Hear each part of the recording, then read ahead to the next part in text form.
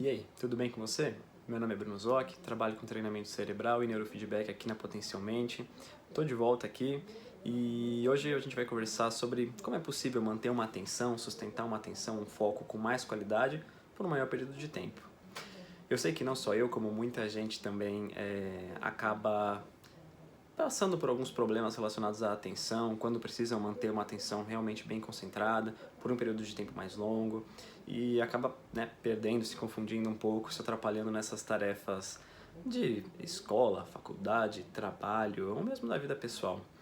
Então, eu vou falar um pouquinho de algumas dicas e algumas estratégias que eu uso no meu dia a dia e que eu sempre procuro passar para os nossos clientes que sofrem um pouquinho com isso também e que eu tenho certeza que vai te ajudar bastante. A primeira delas é a seguinte: livre-se das distrações óbvias. Como assim?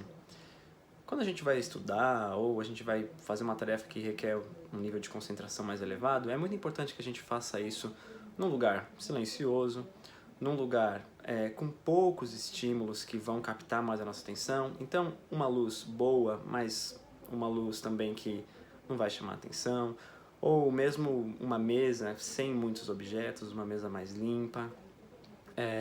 Um lugar, por exemplo, com poucas fotos, eu não sei, né? Às vezes alguns quartos tem um monte de foto, um monte de quadro.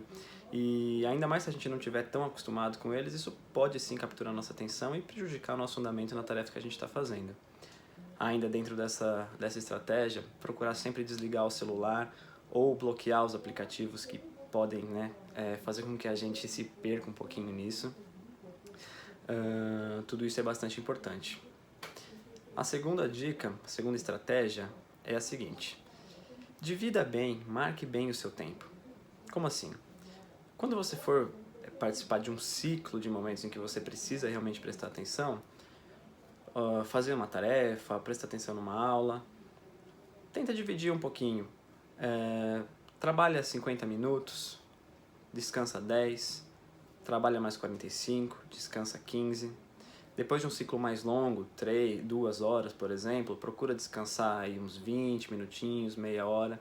É muito bom para a gente estar sempre renovado para poder prestar atenção de novo no segundo momento.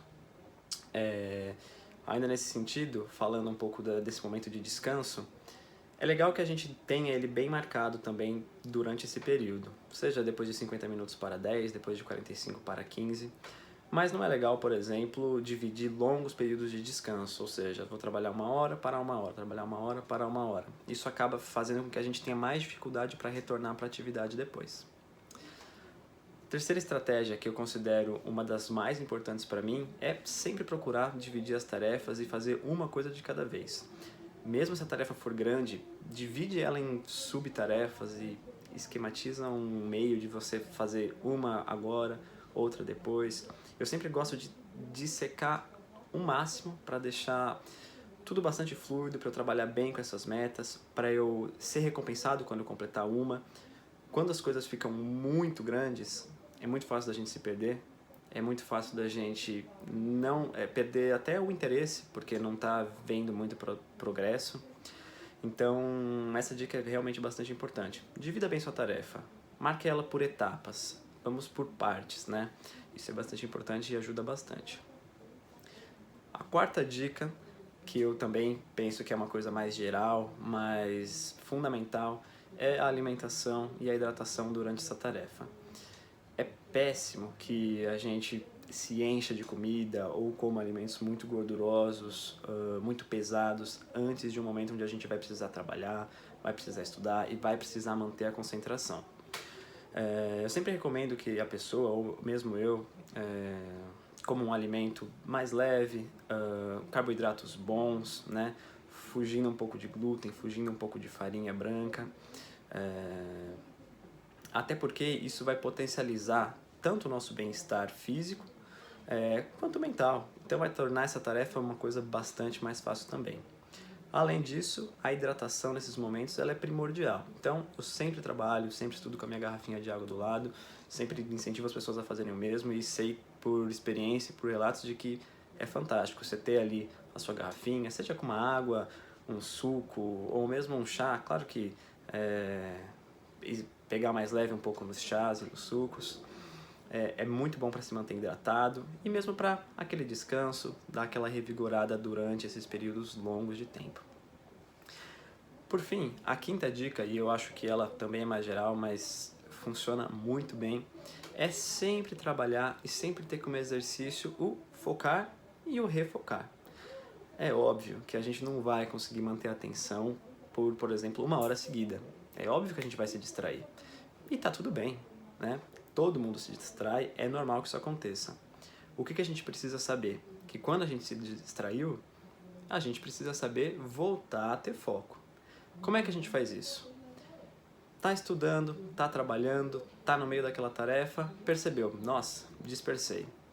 Com calma, dá aquela respirada funda, traz de volta seus pensamentos, primeiro para uma respiração, depois para a tarefa que você está fazendo, e com calma, deixa esse pensamento ir embora. Isso funciona desde para aquela pequena intrusão, assim, nossa, tava tão concentrado, do nada perdi. Não, calma, vou parar, vou respirar, e aí vou seguir. Quanto para aqueles pensamentos que ficam martelando, seja aquela música que você lembra e que, nossa, não sai da cabeça, ou uma outra tarefa que também tá te perturbando um pouquinho. Busca o seguinte, traz esse pensamento num primeiro momento para uma respiração mais funda, traz depois seu pensamento para a tarefa que você está executando. Tá tudo bem perder o foco, tá tudo bem se dispersar, mas você sabe que quando você quiser voltar, você vai conseguir também. No começo pode ser um pouco mais difícil, mas você vai ver que fazendo isso e percebendo que você está fazendo isso também ao longo das tarefas e ao longo de um tempo, vai tornar esse exercício bem mais fácil, vai ficar até intuitivo também com o futuro e com a prática. Tá? Alguns exercícios de respiração, alguns exercícios de mindfulness que eu com certeza vou querer falar aqui mais pra frente podem te ajudar também. Mas nesse momento é simplesmente lembrar dessa âncora da respiração e tentar trazer de volta os pensamentos para a tarefa que está sendo executada naquele momento. Tá certo? Espero que essas dicas, é um vídeo curto, mas eu espero que tenha ajudado um pouco. E se você quiser mandar uma mensagem, vamos conversar mais sobre isso. Vamos tentar criar outras estratégias também. Eu vou ficar super feliz, super disposto, tá certo? Espero que vocês tenham gostado e um abração. Até a próxima.